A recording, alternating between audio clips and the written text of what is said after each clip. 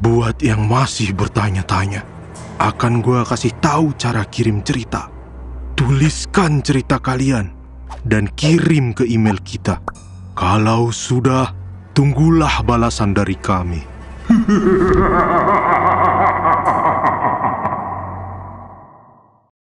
Peringatan, animasi ini dibuat dengan tujuan sharing pengalaman pribadi sang pengirim cerita. Dimohon untuk menghargai cerita tanpa menyudutkan beberapa pihak. Selamat menonton. Hola amigas, sederek sedoyo. Nama gue Raras. Gue anak bungsu dari 2 bersaudara. Kakak perempuan gue namanya Siti. Zodiak gue... gak percaya kalau zodiak mah. Kalau primbon baru deh gue percaya. Dah lah, lupain aja ya omongan gak jelas gue barusan. FYI, gue dari Bandung loh.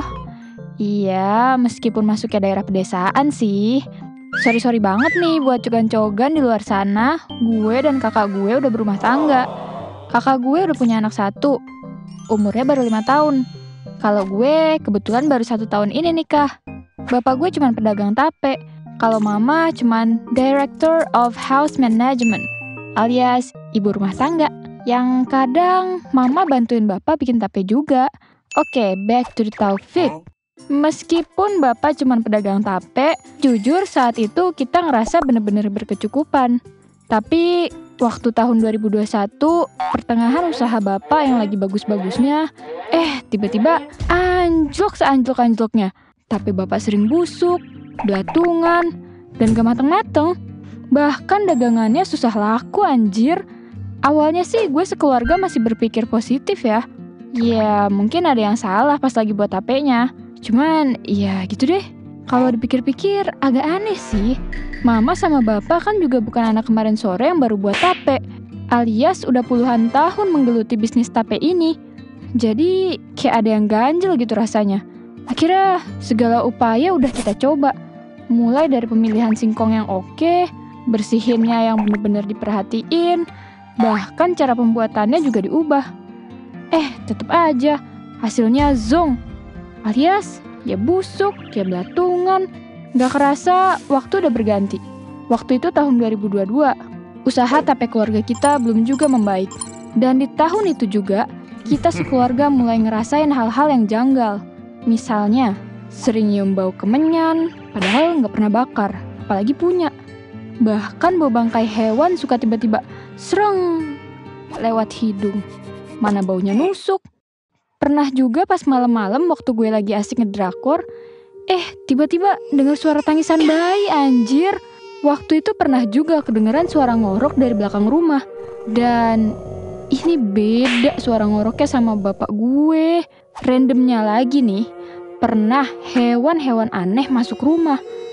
Kayak ular, kodok, bunglon, cicak, dan semut berbondong-bondong masuk rumah.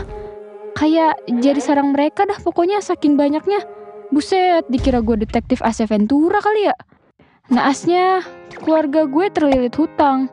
Karena terpaksa minjem uang buat modal. Sampai akhirnya kita mutusin buat konsul ke ustadz tentang masalah yang lagi keluarga gue hadapin. Ternyata, katanya ada yang ngirimin Gunawan. Maksudnya guna-guna? Iya. Guna-guna dikirimin sama orang jahat biar usaha bokap gue tuh hancur. Kalau kata ustadz gue sih, katanya si kutu kupret ini iri sama usaha bokap gue. Tapi gue kok malah pengen ketawa ya? Apa sih yang diiriin dari kita? Keluarga gue aja gak punya apa-apa, kecuali family. Gak bergelimang harta juga. Tapi akhirnya gue sekeluarga diruqyah, terus rumah gue juga dibersihin. Alhamdulillah ya ada kemajuan, meskipun kadang masih busuk, tapi seenggaknya nggak sesering waktu itu. Sampai akhirnya di tahun 2023 gue mau nikah. Tapi hari ke-7 menuju hari pernikahan, tiba-tiba gue gatel-gatel. Alhasil sibuk ke dokter sana-sini. Katanya sih alergi, tapi beberapa bulan setelah nikah gue masih sering gatel-gatel. Cenderung lebih parah. Bahkan rusak semua tubuh gue karena digaruk. Luka gatelnya semua jadi pada lecet. Kadang ada yang malah bernanah dan itu susah banget keringnya.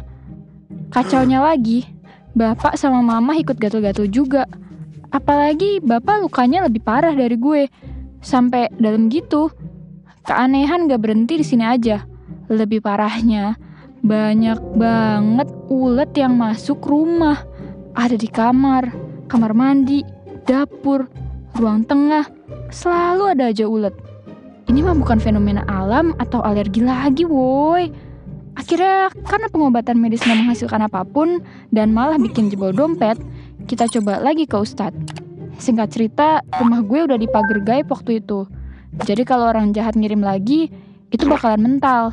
Terus gue sekeluarga pantang banget nerima makanan dari orang luar. Takutnya ditempelin kiriman jahat di dalamnya.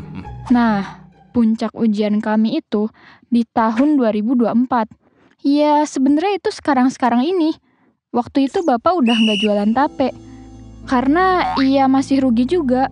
Meskipun udah gak busuk, tapi entah kenapa sering kurang kiloannya. Ya kalau sekilo 2 kilo masih masuk akal. Karena kalau tape keluar air kan. Tapi ini kurangnya sampai 7 kilo, 8 kilo, bahkan 10 kilo. Sedangkan kalau 10 kilo dikali 10 ribu, itu kita udah rugi 100 ribu. Ya akhirnya bapak milih gak jualan lagi. Kalau kata anak muda mah, bapak gue udah gak mood dagang tape. Akhirnya bapak milih jualan buah yang dibeli dari pasar. Alhamdulillah lancar banget. Waktu itu bapak jadi sering pulang cepat.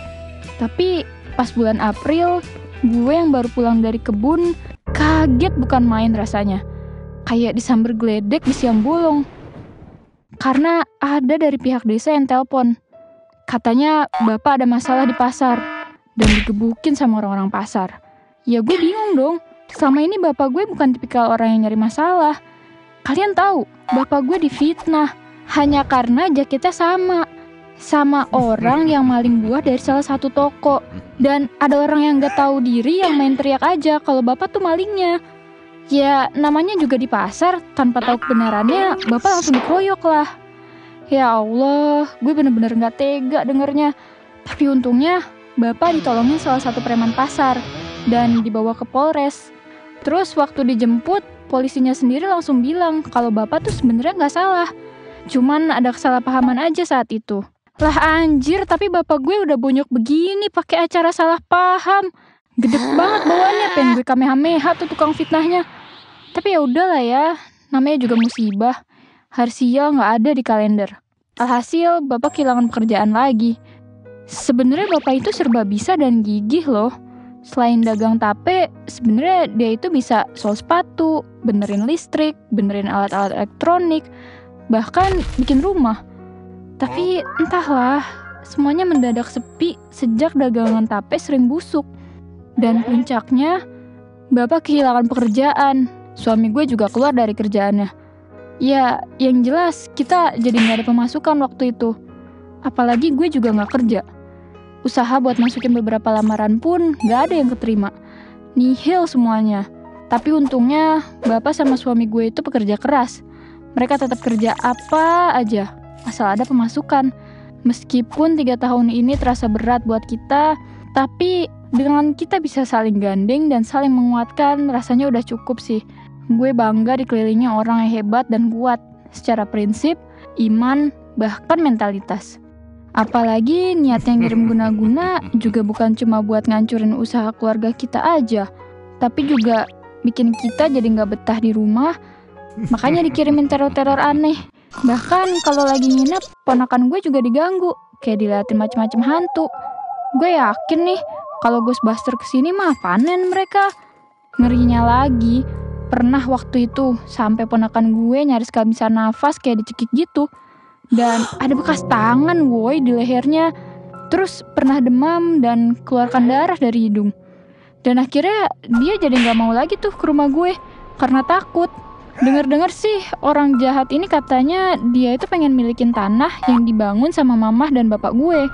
Tapi sama kakek gue malah tanah dan rumah ini dikasih ke mama. Meskipun semua dapat bagian, tapi ya gitulah, namanya juga manusia. Apalagi niatnya bikin keluarga kita hancur. Asal kalian tahu aja nih, kalau keluarga kita nggak kuat-kuat hadapin cobaan itu, mungkin keluarga gue udah hancur. Karena semua yang terjadi bikin mama sama bapak jadi sering cekcok. Beh, bawaannya kayak mau perang dunia dah kalau ribut. Tapi apapun yang terjadi sama kita, pasti ada hikmah di baliknya. Gue cuma minta doanya ya dari kalian. Semoga kesehatan dan keadaan keluarga gue membaik seperti sedia kala.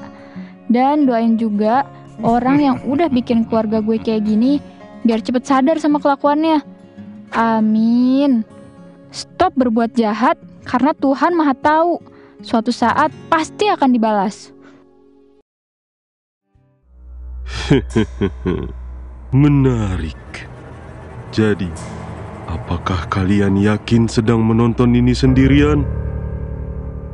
Jika kalian suka, bisa klik like, komen, dan subscribe channel Gua Punya Cerita.